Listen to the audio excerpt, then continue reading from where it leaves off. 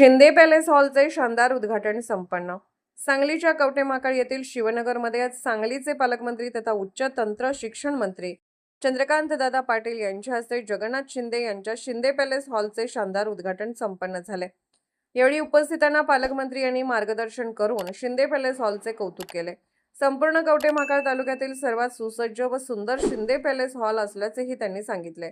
यावेळी जगन्नाथ शिंदे यांच्या पत्नी सौ शुभांगी शिंदे यांची कवठेमहांकाळ नगरपंचायतीच्या नगराध्यक्षपदी निवड झाल्याबद्दल पालकमंत्री व मान्यवरांच्या हस्ते सत्कार करण्यात आला. यावेळी गुंडीबुवा मठाचे आनंदगिरी महाराज, माजी खासदार संजय काका पाटील, माजी आमदार सुमनताई पाटील, महाकाली उद्योग समूहाच्या अनिताताई सगरे, मिलिंद कोरे, अनिल लोंढे, उदयनराजे भोसले तसेच नगरपंचायतीचे नगरसेवक, अनेक क्षेत्रातील मान्यवर, व्यापारी, डॉक्टर, इंजिनियर यांच्यासह शिंदे कुटुंबावर प्रेम करणारे अनेक लोक उपस्थित होते. शिंदे कुटुंबियांना शुभेच्छा देण्यासाठी अनेकांनी गर्दी केली होती. महाराष्ट्र वेद न्यूज मराठीसाठी मुख्य संपादक लक्ष्मण सनगर, कवठेमहांकाळ.